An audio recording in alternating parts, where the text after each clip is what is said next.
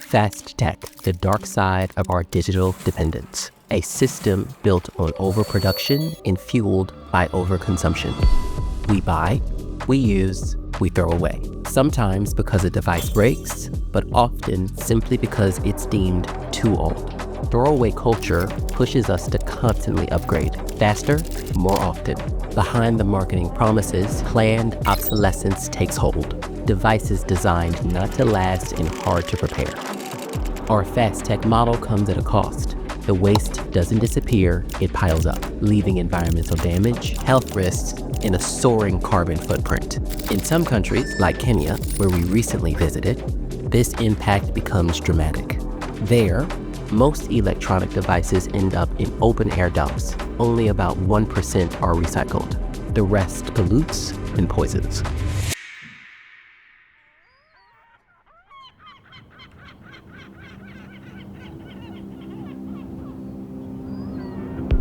Once consumed and discarded, electronics, clothing, phones often end up here. A massive open-air landfill, larger than 25 football fields, bordered by a slum where some of its workers live. Each morning, waste pickers arrive to search for anything that can still be sold. At dawn, as trucks dump their loads, the search begins. Pickers looking for electronics and metals, treasures far more valuable than ordinary trash. A smartphone contains over 50 different metals. Many waste pickers focus on extracting valuable ones like copper, often without proper tools or protection, putting their health and the environment at serious risk. My name is Jordon, and I work at Back Market, a company specializing in refurbished electronics, advocating for a more responsible digital world. Today in Dandora, I've come to confront fast tech with its own reality, to witness the damage and meet those who endure it.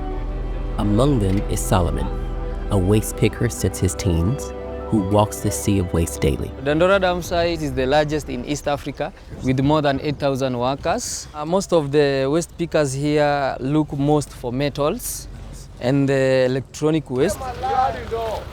I always collect the garbage, then remove the plastics with the nylons, with the electronics. Then I go and sell them so that at least I can get something to eat or to sustain myself.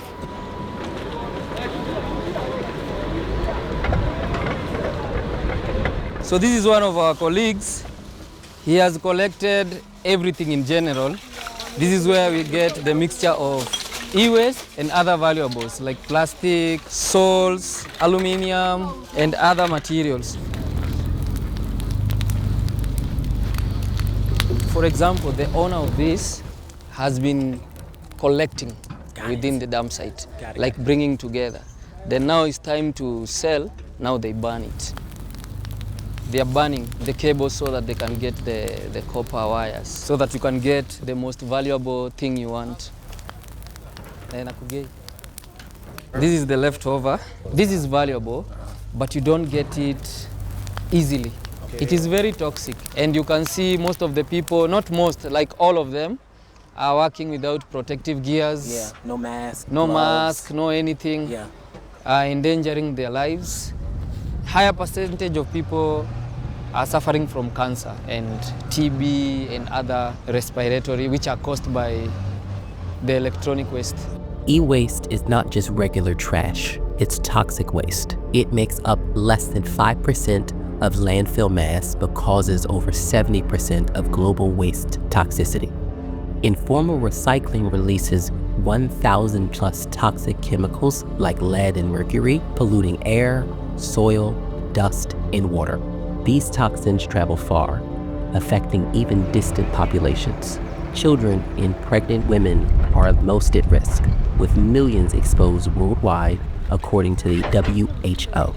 When it comes to laptops, when they come to Kenya as waste, they are normally taken by people who have learned how to repair, and they go back to the market, but they are not sustainable. Even the copper wires, after they are being burnt and sold to middlemen or aggregators, they are being exported back. So they know what they are doing. We will just throw them in Africa, they will do the work for us, and then they will come back as materials. And that is how it is.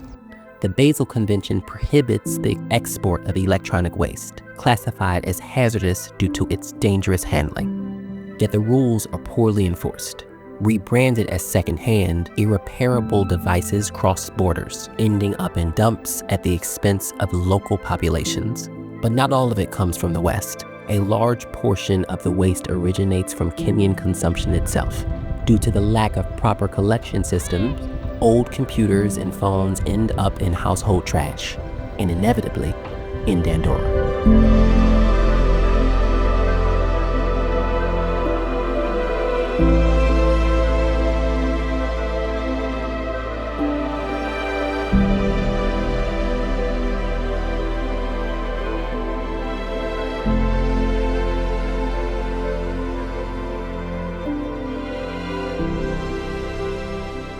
I am honestly really overwhelmed. There is a very clear learning that has come to me that there are giant corporations with a tremendous amount of e-waste. There's no legislation, and the people who are paying the price, surprise, surprise, are the poor people. And I'm left with this feeling of powerlessness, wondering what we can do to change it, and still understanding and acknowledging that if someone's gonna do something, it has to be the government, it has to be a company.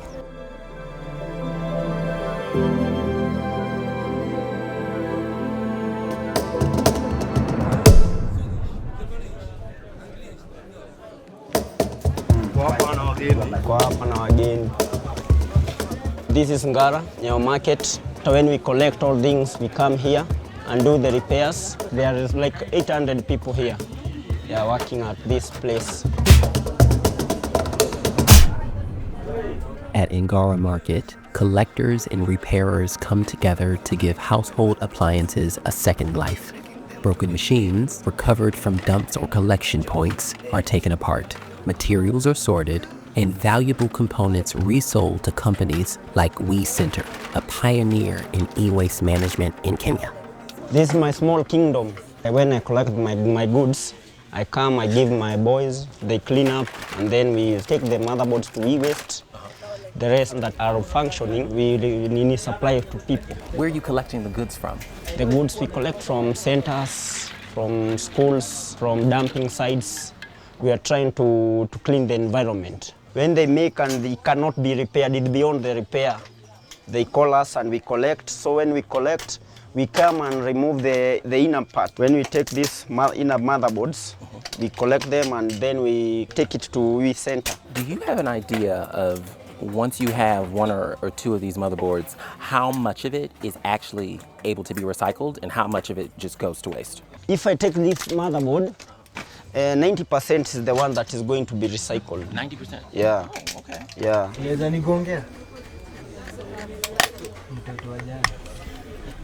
Separating my motherboards, making them to be clean. That's what I'm doing. This is like CPU motherboard. So when I go and sell them to like WEEE Centre, I'm separating some aluminum, magnesium. We have brass and we have copper. Yeah. Once sorted, Francis can sell metals individually based on market rates. Copper, found in motors and motherboards, is among the most valuable. But Francis isn't just a collector, he's also a repairman. Thanks to spare parts salvaged from the landfill or bought from broken devices, he brings appliances back to life. Once repaired, they're resold at a fraction of the price of a new product. This is how the circular economy works here. Nothing is wasted. Everything is transformed. Mimi naitwa Kamwana na hii ni shop yangu. Nafanya kulipea simu, laptop, radio, TV. Hizi TV zinatoka ni za wateja. Zimeletwa hapa zikiwa dead.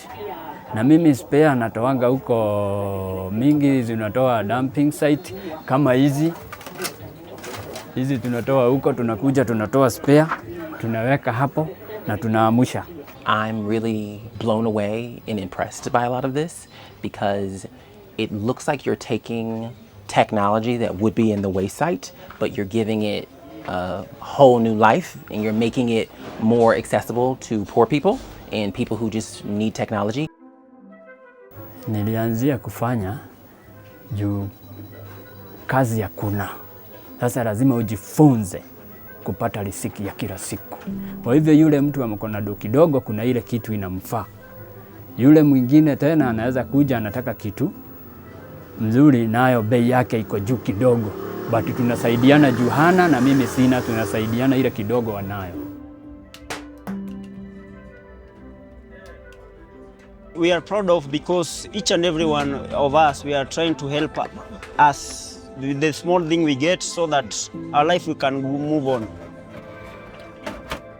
I can be happy if we can be able to get now these things instead of throwing them away. We can repair it and maybe somebody can use it for in future.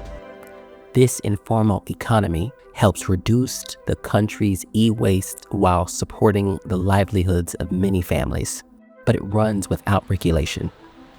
Nothing is traceable. No one knows what's truly recycled, and the methods, burning cables, acid baths, toxic fumes, are poisoning workers and the environment alike. That's where the WEEE Centre steps in to train, equip, and document, not to eliminate the informal sector, but to support it, teaching safe sorting practices, tracking material flows, proving what is actually recycled. In short, turning well-meaning chaos into a truly circular economy, clean, transparent, and sustainable. Eventually everything dies. You need a resting place. So that's what we created by the WEEE Centre, which its mandate is to create a safe environment for all dead electronic equipments and also safeguarding our environment. Here, materials are sorted and separated safely without risking health through harmful practices like open-air cable burning. At their facilities, used electronics are tested and rebuilt to create new devices. Some of these devices are used by students across the country, learning basic computer skills, office software, and responsible e-waste management. When you look at the DigiTrack here, it's more than just a mobile classroom. It's a symbol of hope.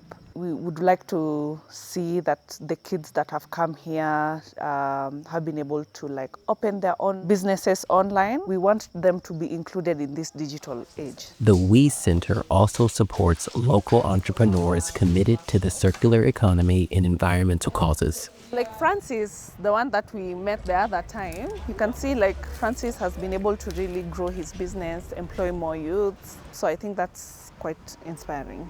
Education plays a key role at every level.